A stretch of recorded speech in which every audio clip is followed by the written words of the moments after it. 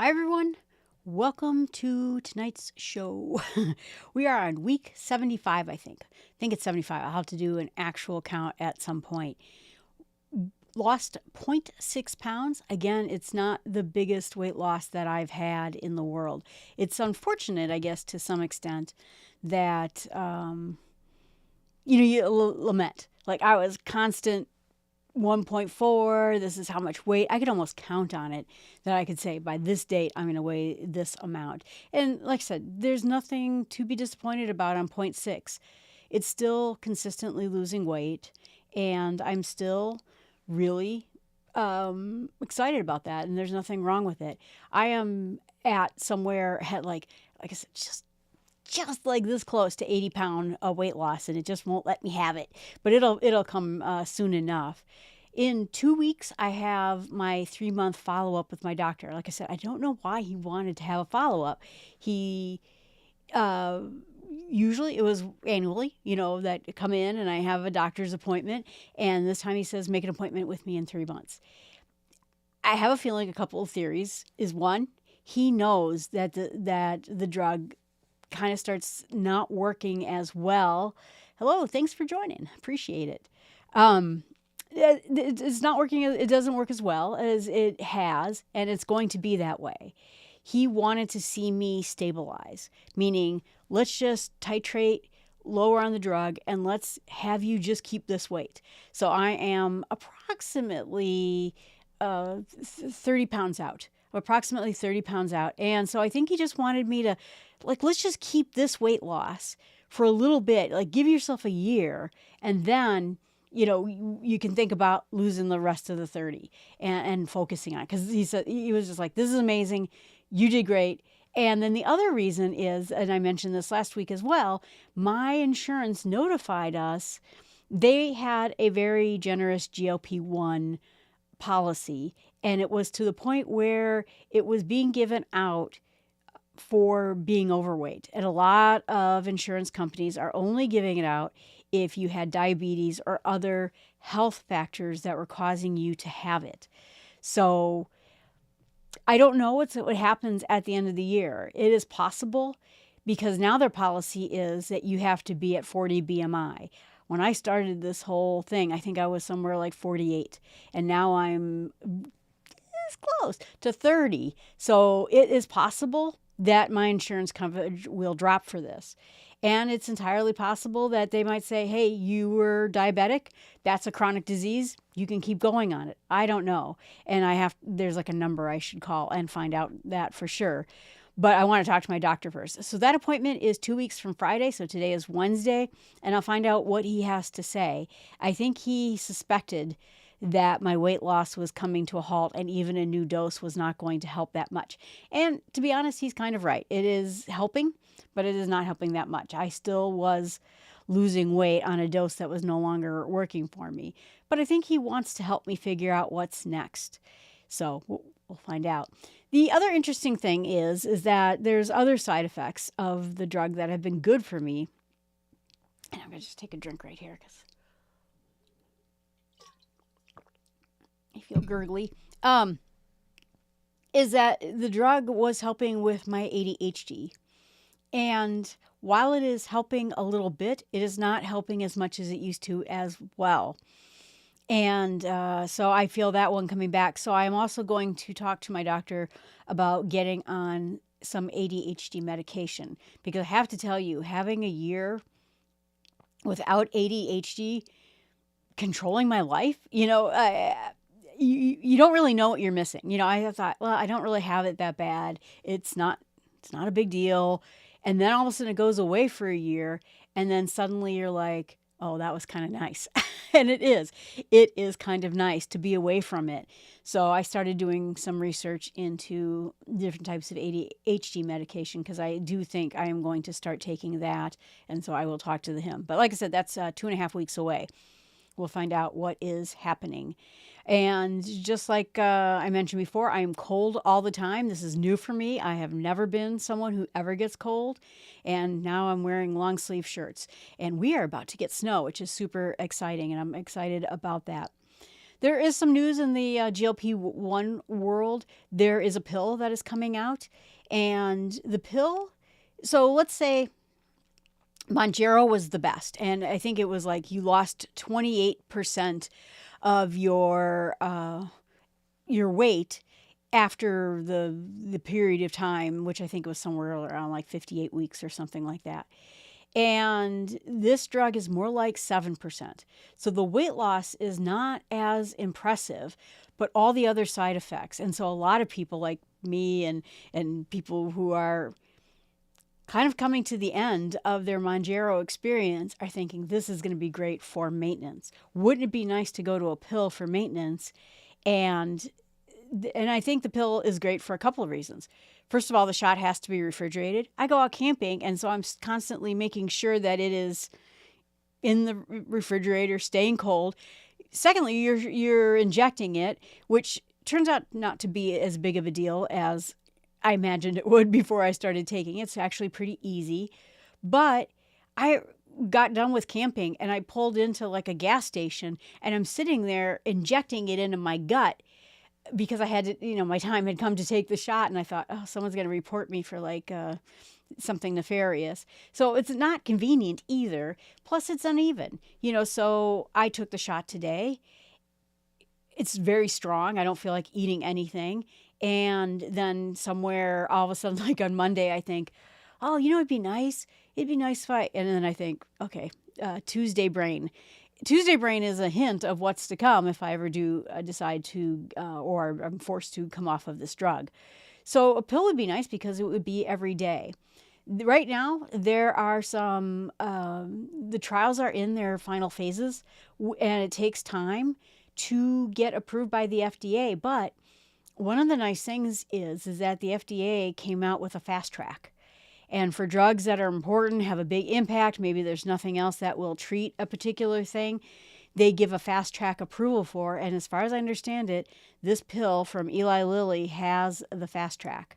So I think we could see it potentially, like I said, somewhere in the March region of time. I think we could start seeing the pill coming out. Now, initially when Eli Lilly talked about the pill coming out, they said it was going to be $1 a day pill. And all of a sudden in their earnings statement release they talked about last week, I should really do, I work in clinical trials with researchers. And so I spent last 15 years of my life understanding clinical trials research. And so I should really do an episode on it and explain for all of you. But a lot of times the medications, R&D for medication is very, very expensive, which means, they've already invested $22 billion in producing this pill. And so you say, well, they're going to make a ton of money from the pill, but it also is going to pay for the next pill. And he was talking about that if we price this as low cost, there will be no next pill because we will, have to pay for this pill and pay for the R&D for the next pill. And if we don't have money from the next pill, we will not have a next pill. So that's a decision they're making right now. The rumor on the street is $500 a month, which is not that incredibly less than what you could go into getting this from a compounding pharmacy. So that's kind of the word on the street. But right now we're in the final phases of the clinical trials, and we'll see how it goes. I would love to get on a clinical trial to see if this could be used as a maintenance pill for all of us. Because as I told the pharmacist, I said, they know how to get us on this, and they know that it's going to help us lose weight. And right now, we don't know how to get us off this drug and keep the weight.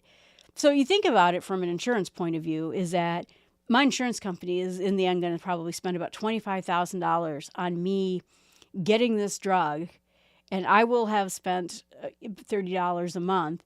So I will be somewhere like, let's just call it like $500. I will have spent $500. They would have spent $25,000. And if I don't keep the weight off and I end up getting diabetes and heart disease and my knees need replacing down the road, then it was a waste of time. We all want this to figure out how we can go on this drug, lose weight, and then keep it off, because that's the most important thing. And anyway, it's just where it's all going, and no one knows that part yet. Nobody knows this part. This weight loss part of the drug is very, very new, and I think we're going to also see similar types of things where this drug treats drug addiction, and I can see it. You lose the will to want. Like, I was addicted to Diet Coke. I've completely lost the urge to drink Diet Coke, but at some point, I think those effects wear off. And so we're just going to have to figure out off ramps for all of this. Anyway, but we should be able to see that pill coming out, like I said, and it's getting close. I mean, we are in the middle of November, so we are talking maybe 3-4 months away where production for the general population starts. So that's kind of exciting. I think that's kind of it in the news world. The next drug of Mounjaro. So Ozempic was a GLP-1. Mounjaro was a GLP-1 with a side drug, which made the weight loss better. And then there's a new one, which I'm terrible. It's like Retripazide. I'm making names up now. But that one is 2 actual other compounds in it, and it's even better. So people are pretty excited about it. That it is going to help for people that were stuck. Either maybe they had a great amount of weight to lose, more than I had to lose, and they're already tapped out on Mounjaro. So this will give them maybe someplace else to go. Now, when it comes to me, like I said, my plan is that if my insurance company keeps me on this, I am going to stop this 12.5 dose, go to somewhere in the half range based on what my doctors suggest. And I would stay on that for a year, and then I would titrate off. That plan has improved people's ability to keep the weight off from basically 67% of the people taking a GLP-1 gain the weight back. But when you actually stayed at a low dose or a lower dose for another year, that number went to 50%, I think, somewhere in the 50% range. And so if my insurance company will pay for it, that's my plan. If my insurance company is going to stop paying for it, then I think what I will do is I will then titrate off and be done with it and not go on a compounding. My friend who is on the compounding piece of things, she uses one particular service that's pretty low cost. And so she's like, dude, you could just get 6 months of this and then just finish off that last 30 pounds.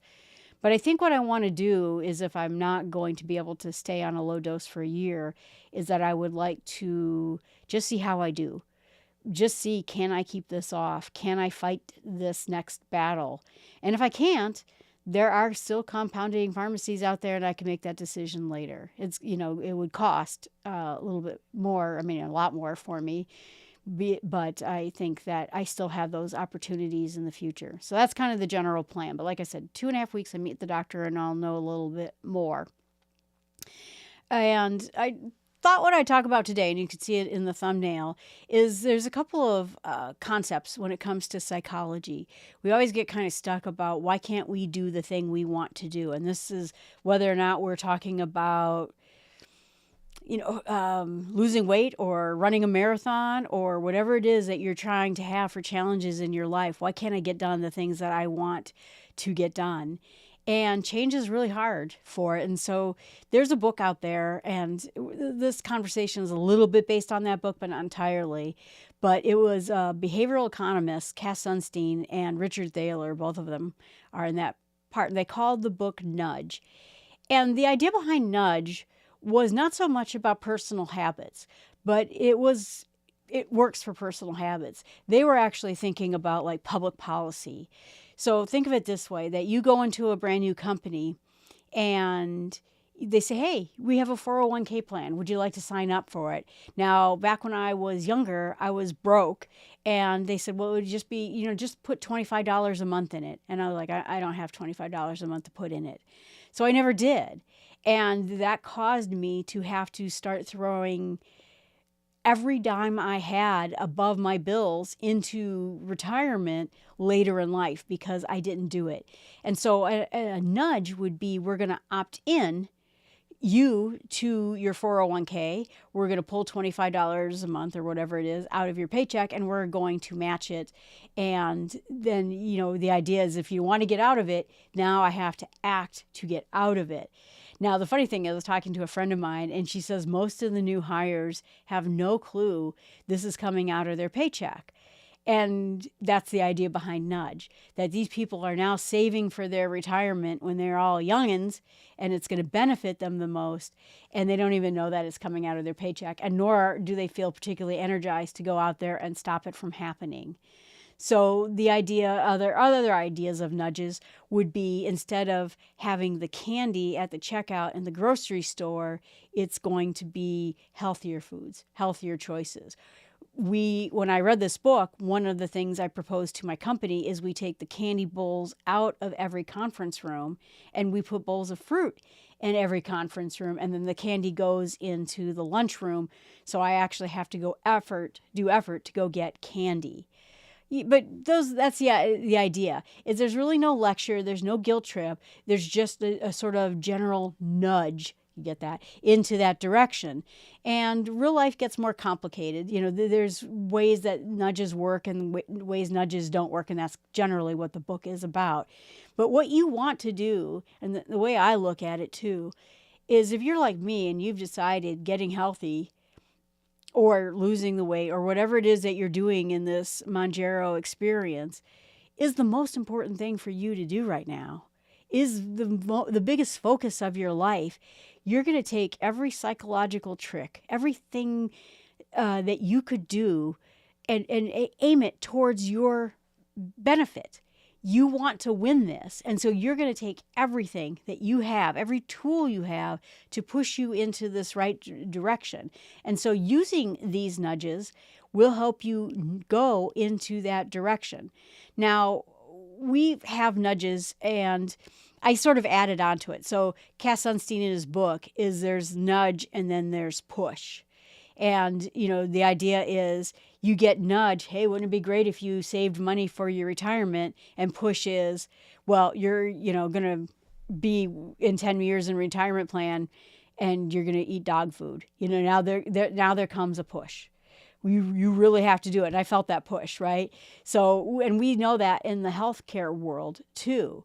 So you think about a nudge would be, I'm going to put my gym clothes out by the door so that I always have something so I can grab and go to the gym. So it makes it nice and easy for me to go to do. A push might be, I can't fit in the airplane seat anymore. I need to ask the flight attendant for the extender buckle because I just don't even fit in the seat. Or I used to be able to walk from here to there, and now I can't even do that anymore. And so you start getting these ideas, gosh, this is going the wrong direction fast. So what I ended up adding on to this is the idea of shove, because at some point there's going to be a shove in your life. And that means me getting surgery for maybe having cancer, that was a big shove in that direction, but something that sort of forces it.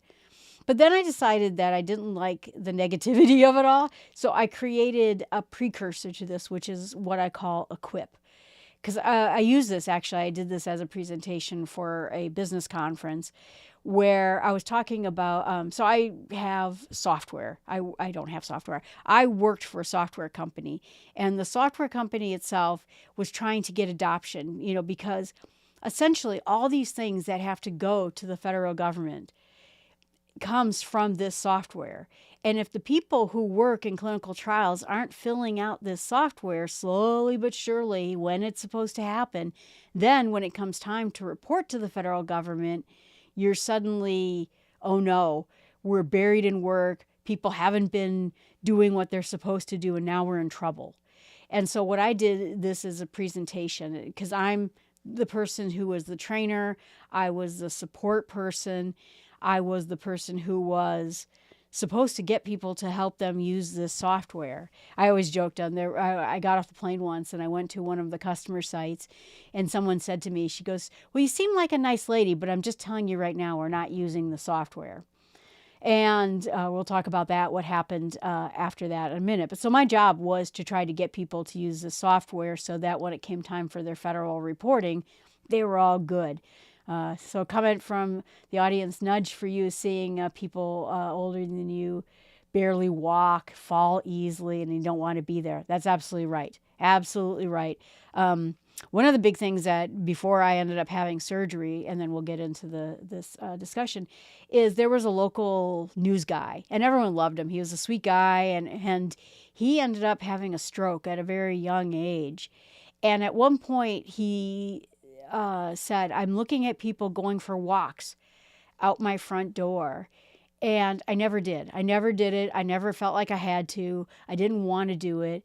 And now I would just give anything to be able to go for a walk out my front door because he just could no longer do it.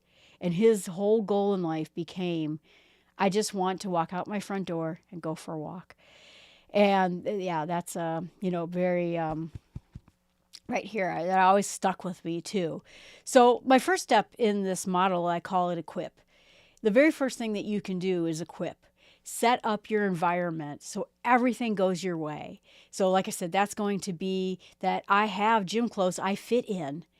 I ended up buying an extra pair of gym shoes that always exists in my car. So there's no real reason that if I end up going to the gym and I go, drats, I forgot my shoes, because we can't wear our shoes, our gym shoes in the winter into the gym, or we're going to track water all over the place. So for me, it was buying an extra pair of gym shoes. It cost me, $43 off of Amazon to get this other pair. It is about setting everything up so that your path is clear. There's no resistance in that way. Everything is going to go your way when it comes to that. And that is going to be, we talked about a little bit last week, knowing what I'm going to do the next time I'm going to go exercise. Instead of me walking around the gym looking like a lost soul, I'm going to have a plan in place. I know what it is. Instead of me going to the grocery store and going, I wonder what I want to eat today, I'm going to have a list of things I want to make this upcoming week so that I know exactly what groceries I need to buy, or, what new recipes am I going to try. It's also sometimes what I've done is I've pre-logged my food. If you're doing food tracking, I say, at lunch today, this is what I'm going to eat. And I actually log it ahead of time. And so it'd actually be more work for me not to eat the thing that I decided I was going to eat. And then the other part of it is think about like smaller bowls. I used to have these gigantic plates, and then so it would hold a gigantic amount of food. And so now all the plates I have set out were actually the smaller plates. I can't fit that much on them. I have geared everything in this house and in my life to being successful for me to lose weight. And so that's the idea, is that I'm equipping myself and I'm setting up everything perfectly. So I never have to decide when, where, how am I going to do it when that moment arrives. Studies show that people are far more likely to succeed if they make plans ahead of time about what they're going to do. Even when I was looking for a new job, I first thought about, I needed a new resume. So I worked for about 3 weeks on getting a new resume done. Okay, what's the next step? I had a small little plan set aside, so no part got stressful to me. Everything was very easy and stress-free. So the equip isn't just about stuff. Think about the psychology of it too. You think about the motivations. Why do you want to lose weight? Why do you want to move again? And not just surface reasons, but the deep ones. We're not going to talk about it today, but there's that Simon Sinek book called Why, and he wants you to go to 5 stages of why. Well, Jill, why do you want to lose weight? Well, I just I'm too heavy. Why? Well, because I feel the impact on my knees and on all my joints, and I ended up hurting my ankles. Why? Well, because I'm not that terribly far from retirement, and someday I'd like to retire and be able to go hiking and camping, and now that I'm going to have time. Why? Because I feel like my health is declining. And so you go, why, and then you get to the gut level when you get to that 4th and 5th why. And so you want to understand really at that level. So when you're sitting there in bed thinking, oh, I'm just going to hit the snooze button, or gee, I don't feel like working on my resume today, or boy, I don't want to go to the gym today, you remember your gut level why. And that's the idea about it. And, I think that when we think about what it is that's important in our lives, we should try to make them easier. Anything that's really important to us, we should make as easy as possible and find a system to make ourselves as easy as possible. That way, we're not required to have this daily willpower. Am I going to go to the gym today? Oh, I don't know. I don't really want to. Instead, we are now making our goal the easier choice and the bad choice the harder choice to go. So then, like I said, we look at nudge, and nudge is, again, coming from that book. But the idea is that nudge comes that we, as human beings, take the path of least resistance. And we also, if you're anything like me, I would forget that I was intending to exercise. I would forget that I had planned a meal, and instead I would say, you know what I'm going to eat? I'm going to eat steak, and I'm going to eat taters. And I'd totally forget, and I would eat them. Instead, when we have these nudges, you want to keep having this sort of whisper in the background, this tap on the shoulder. It's not a slap on the face, but the idea, like I said, the fruit is at the eye level in your kitchen. The reminders are set to go for a walk after lunch. And one big thing for me, and I keep thinking about doing this presentation for you, is I have been doing a number of presentations about using technology to help you get healthy. I'm going to bust it up and break it up into smaller things. But I wear the Apple Watch, and it reminds me, hey, Jill, you haven't stood up in a while. Hey, Jill, you don't forget to take your vitamins. Hey, Jill, wouldn't it be good if you went to bed right now? This is kind of your bedtime. And so it's just constantly reminding me. And people get annoyed by it, but you know what? It's because it works. Apple has invested a lot of money, and this is part of my presentation, but Tim Cook said, when asked, what do you think Apple's legacy is going to be, way off into the future?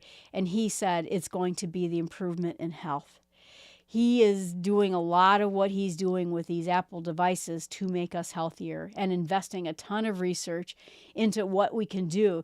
And I kind of think that whoever did all these Apple notifications read the Nudge book and understand the human capacity to be nudged. So I use all those things, Post-it notes on my mirror in the kitchen, reminding, or not kitchen, bathroom, saying, today's the day you're going to exercise. Don't forget, 10 o'clock today, you scheduled yourself to go exercise.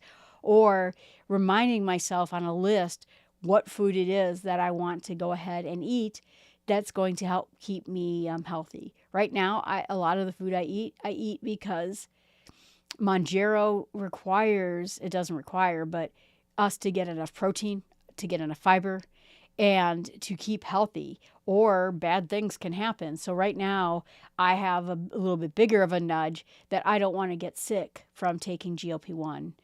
So that's the idea, behind it. So nudges are ways of getting people to do things. You might notice that they're starting to do nudges with like organ donations, where we're going to put it on your driver's license and you can check the box if you want to opt out. But try to think about low hurdles that you will have, like big visibility, immediate responses that you can nudge yourself. And maybe, like I said, it's your watch. Maybe it's a Post-it note. Maybe there is the fruit is set out. So in the morning when I get up every day, my meals are kind of set out and sitting right there, so I don't have to think about what it is I planned on eating today.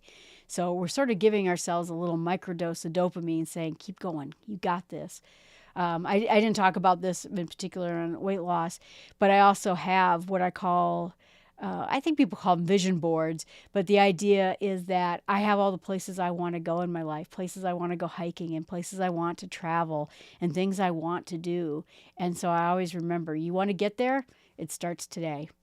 So that's the idea. And so the nudges are really useful. So they're one of the best allies you can do to really sort of encourage you, but sabotage your bad nature.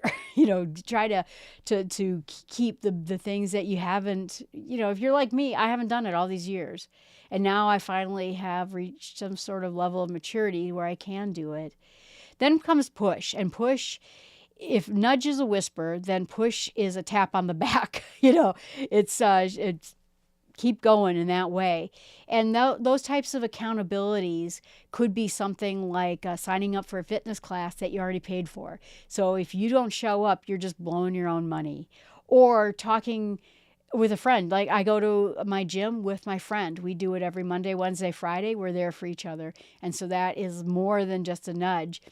She expects me to be there. And that my trainer, if I don't show up, she charges me for it. So it's up to me if I want to blow that kind of money, but that's the idea. You can join a weight loss group or have some sort of a tracking app. I asked ChatGPT, this was hilarious, at every night at 8 p.m. to ask me if I exercised today. And if I didn't, ask me more questions about why I didn't do that, what happened, what got in the way. And I can ask it, and it'll tell me like a summary of why I didn't exercise on those days. There's other sites out there, and I've never done this myself personally. There's one called Stick, and that is with 2 Ks, where you make bets. So basically, you step on a scale, you take a picture, and you make these bets. And if you say something like to the extent of, well, if I don't lose 10 pounds by January 1st, I owe you $20. And then it enforces it. It will send the $20. And so it has an enforcement mechanism in there. That way of having a commitment will add friction to you adds friction to you not doing your thing. It helps you, it encourages you to actually do the thing that you're trying to do. Psychologists will call this commitment bias, that once you've declared publicly a goal, you've put time or you've put money, you're far less likely to give up on whatever it is you're trying to do. It's humans like to appear stable, even to ourselves. And if we do something like this, if we have streaks and badges, that's why it all works, because it's behavioral engineering. It feels stupid to people. I asked people at the conference, I said, well, how many people have turned off their Apple Watch notifications? And quite a few people did, though it annoys me. But it's not annoying, and it's not childish. It is rewarding the centers of your brain that will encourage you to do something again. The author of Atomic Habits, James Clear, who every person just adores and loves the word, he says that every action you take is a vote of the type of person that you wish to become. And so pushes will help you cast more votes into becoming the healthy person you want to become. Again, we are going to be on this drug for whatever period of time, but at some point it is us to stabilize, and it's up to us to keep that weight off. And to keep, to not fall back into old habits. And that's the important thing. So we want to cast more votes in this, or if it's something else that you're looking to do. And there's another layer of it too. Like there's an emotional push. Sometimes people need a push in them. That's why coaching works, right? When you have a coach who believes in you, Ted Lasso, and they're, encouraging you in the right direction, saying, you got this.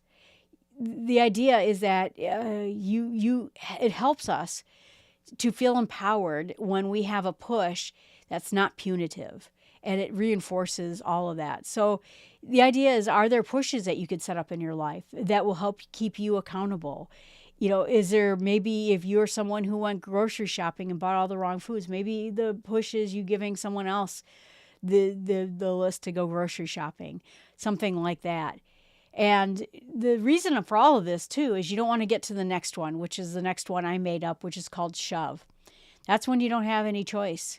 That's when your choices disappear. So basically, anytime we have a problem in our lives, regardless of what it is. So let's say I work for a software company, and the software company is not going very well. We're not making a good amount of money. At some point, if I don't go look for another job, I'm going to have a big shove at the end of this when the company closes and everyone gets tossed out. But early on, you can explore and look and talk to people and kind of find out where it's at. It's the same thing with weight loss and getting healthy too, is that we have choices. I have to say that if you ask me what my biggest regret was, is that it is easier to lose weight when you're 20, or when you're a young kid than it is right now, because eventually your metabolism starts fighting and it starts failing. You start losing the ability to lose weight and to get healthy. Just the older you get, it's just kind of the part of it. And so that's kind of my regret, that I didn't do this when I was 20. When I was 20, I probably had a ton of choices sitting in front of me. But then all of a sudden you get to your 40s and now my ankle is kind of screwed up. Maybe I'm not young enough to go on that 500-mile hike in Spain that I've always wanted to do, even though now I've lost the weight and maybe I could go do it. So what happens is that you start having doors close. Choices start disappearing and consequences can become sharp. You get a lab result where your stomach just kind of drops, and something life-changing happens. Or you hear that if you don't change what you're going to do, this is what's going to happen next. I remember someone, a friend of mine was a massage therapist for the track for the university here. And she got kind of worried because she saw the swelling that was going on in my ankle. And I said, oh, I heard it. I screwed up my ankles. And she goes, okay, because at some point, if you get swelling in your ankles that isn't related to an injury and it doesn't go away, you will get put on a diet where you're basically eating broccoli and nothing else, because the doctor is seeing your circulation is tanking. Eventually something is going to happen that will push you into that area where you can no longer do much about it. I have friends' parents, and her knees are so screwed up that she can't go for a walk if she wanted to. It's too painful. Her feet hurt too much. She can barely walk. And now she's kind of stuck. She can't go for a walk to get healthy. She can't get healthy. Her choices are very limited. Now, sometimes people do and they find a way around it. But the idea is that you have doors closed, that maybe 10 years ago, it would have been easier to lose weight or to get help. But the deal is with shoves is they don't last very long. When things go bad, they tend to go bad. And like I said, the cutest boy in 3rd grade when I was growing up just had a heart attack a month ago. And he had open chest surgery. It was like a quadruple bypass. And he can't go for a walk. He's in pain a lot of the time. His shove came on quickly, and I think he has regrets, because he could have gone, because he started to lose weight a few years ago and it was going very well for him. And then he kind of gave up on it. And he knows, he said the food was too good. I enjoyed it too much. And I didn't listen to the messages out there. And so now the shoves, sometimes you just don't come back from the shoves. And so, like I said, you never want to get there. It's better when we equip ourselves, when we nudge ourselves a little bit, when we start hearing those pushes. That's when we're going to have to start taking those messages. And like I said, I hear it too. It was mentioned in the audience when people can't walk, and you don't want to get there. You don't want to get to the part where you can't go for a walk, where you can't go get your own groceries. During the pandemic, I bought myself a new reclining chair, and there was this one, and all of a sudden it like stood up on its own, and then it sort of flooped over a little bit. And I said, what is up with that chair? And he goes, oh, there's people who can't get out of their chair. This will sort of stand you up and then push you out of the chair a little bit safely, so that, and I'm like, wait, you get to the point where you can't get up out of a chair?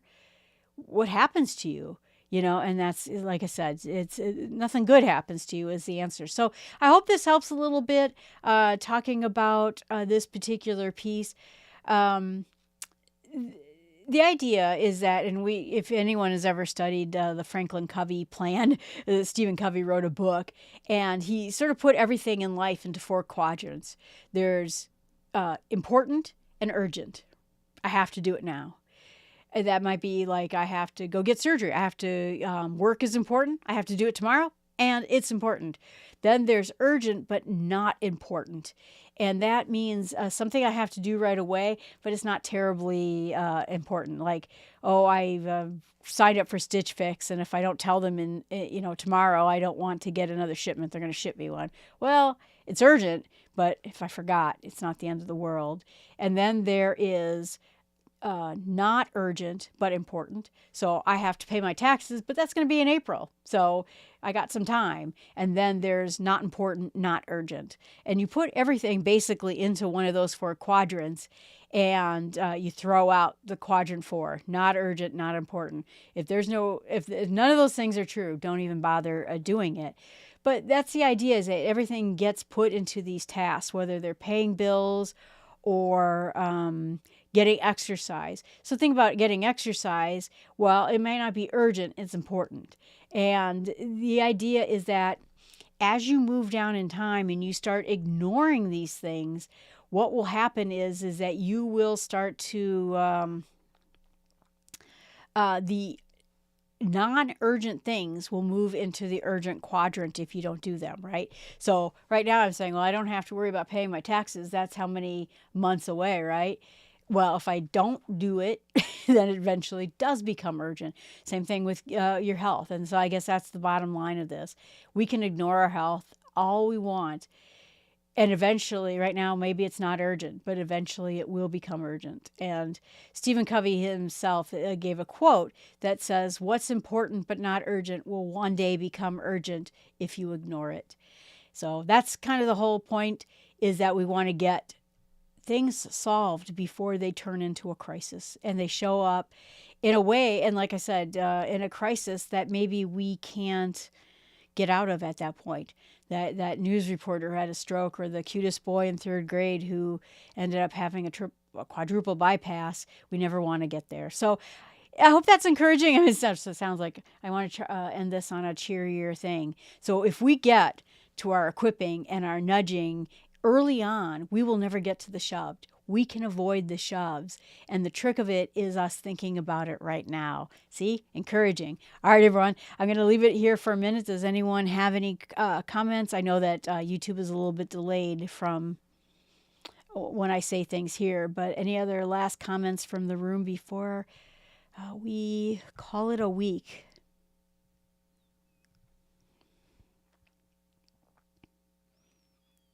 All right. See, this is why I need ADHD medication. If you don't know, whenever people who are ADHD have to pause for a minute, it feels like 700 years. So I have problems with it. But you're welcome to leave a comment right here in the channel. I hope you're doing well. Please get yourself set up with equipping and nudges so that we never get ourselves into pushes and shoves. I hope that helps.